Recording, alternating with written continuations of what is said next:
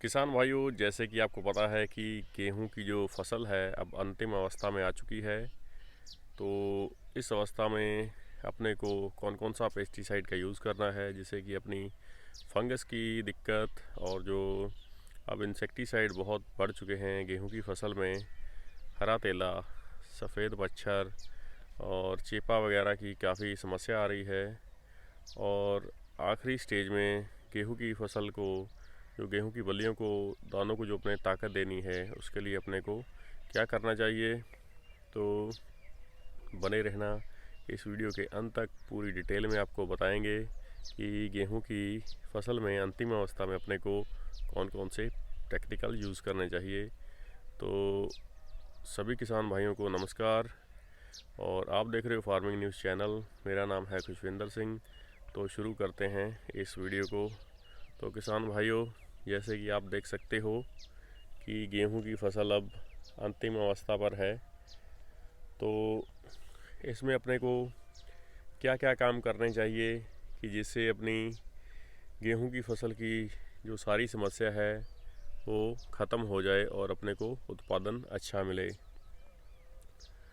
तो सबसे पहले जो गेहूं की फसल की जो दिक्कत है वो ये है कि अपने को टेम्परेचर अभी सही ना मिलने के कारण गेहूं की फसल में फंगस की दिक्कत बहुत आ रही है। कई कई एरियाओं में तो गेहूं की फसल काफ़ी हद तक 20 से 30% तक ख़त्म हो चुकी है। तो उसके लिए अपने को क्या करना है। उसके बाद जो दूसरी दिक्कत है वो अब ये है कि जैसे कि आसपास की फसलों की कटाई हो चुकी है, जैसे सरसों वगैरह, और जिन अलग अलग क्षेत्रों में जैसे भी किसी भी फसल की कटाई हुई है तो उससे जो भी मच्छर, जो कीट होते हैं वो गेहूं की फसल में आ जाते हैं। उससे होता क्या है कि वो बल्लियों में दानों को चिपक जाते हैं और उनका रस चूस लेते हैं, जिसके कारण कि गेहूं की फसल में जो उत्पादन है वो बढ़िया नहीं मिल पाता। और तीसरी दिक्कत है वो ये है कि जिस प्रकार अपनी ये गेहूं की फसल अब अंतिम अवस्था में है, तो इस अवस्था में अपने गेहूं की फसल में फर्टिलाइज़र नहीं डाल सकते।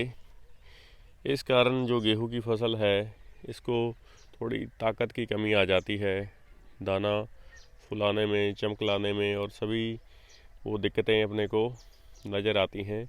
ये मेन 3 दिक्कतें हैं और इनके लिए अपने को क्या करना चाहिए, तो इसी बारे में डिटेल में बात करता हूँ। तो सबसे पहले किसान भाइयों, अपने को फंगीसाइड लेना है।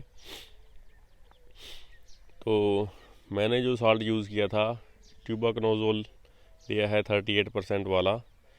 तो उसकी अपने को जो डोज रखनी है वो लगभग 250 से 300 ग्राम प्रति एकड़ के हिसाब से लेना है। तो उसका जो फ़ायदा है, ये एक बहुत ही अच्छा फंगीसाइड है ट्यूबाकनोजोल। आप कार्बनडिज़म, मैनकोजिब ले सकते हो या कोई भी आपको जो आसानी से उपलब्ध हो वो ले सकते हो, लेकिन मैंने ट्यूबाकनोजोल लिया था। इससे पहले भी मैंने एक फंगीसाइड इसमें डाला है गेहूं की फसल में। तो थोड़ा सा टेक्निकल अपने चेंज कर लेते हैं तो उसके अपने को रिज़ल्ट बेहतर मिलते हैं। अगर अपने सेम टेक्निकल यूज़ करते रहते हैं तो उसका थोड़ा सा रिज़ल्ट कम आ पाता है।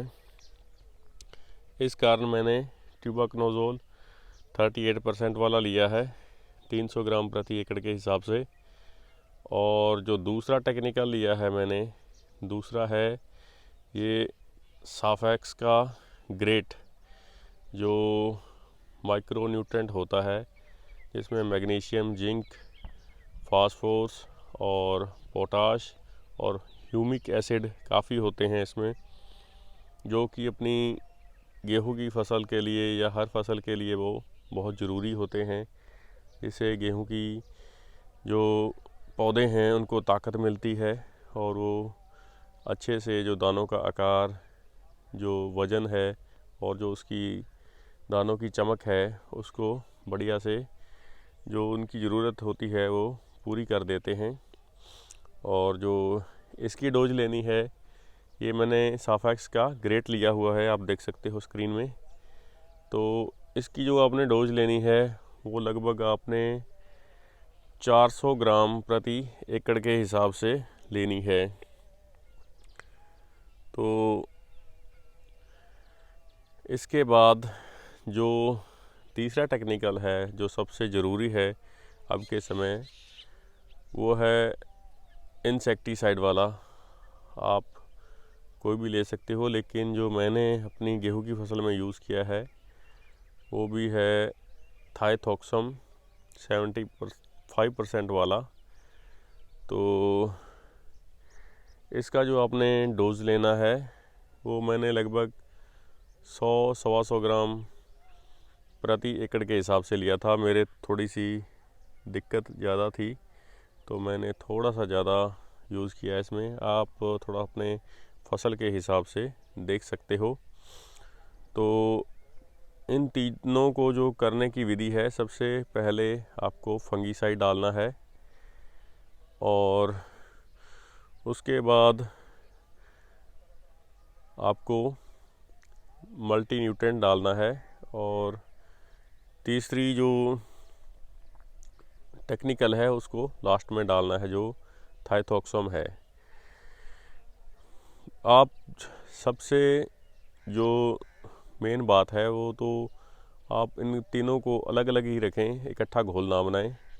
थोड़ी सी मेहनत और मशक्क़त तो ज़रूर ज़्यादा लगती है, लेकिन थोड़ा सा उससे अपने को रिज़ल्ट अच्छे मिल जाते हैं। जो थाइथॉक्सम होता है वो थोड़ा सा पाउडर फॉर्म में होता है, दानेदार फॉर्म में थोड़ा, तो उसको घोलना पड़ता है। उसके बाद जो मेरे अदर टेक्निकल थे वो लिक्विड थे, लेकिन मैंने तीनों को अलग अलग ही ढोलकी में डालकर स्प्रे किया है। तो अपने जब मेहनत करते हैं तो थोड़ी बहुत ही मेहनत के पीछे जल्दबाजी में अपने वो अच्छे से नहीं कर पाते और रिज़ल्ट अपने को पूरे 100% नहीं मिल पाते। तो अपने कम रिज़ल्टों में ही निर्भर रहना पड़ता है। इसलिए थोड़ी सी अपनी को मेहनत बढ़ाकर तीनों टेक्निकलों को, जैसे मैंने बताया है कि पहले फंगीसाइड डालना है, फिर न्यूट्रेंट वाला आप जो भी डाल रहे हो उसको डालना है, और तीसरे नंबर पर आपको जो इंसेक्टिसाइड वाला वो डालना है। तो डोज वगैरह भी मैंने आपको बता दी है और कौन कौन से टेक्निकल यूज़ करने हैं वो भी मैंने आपको पूरी डिटेल में बता दिए हैं।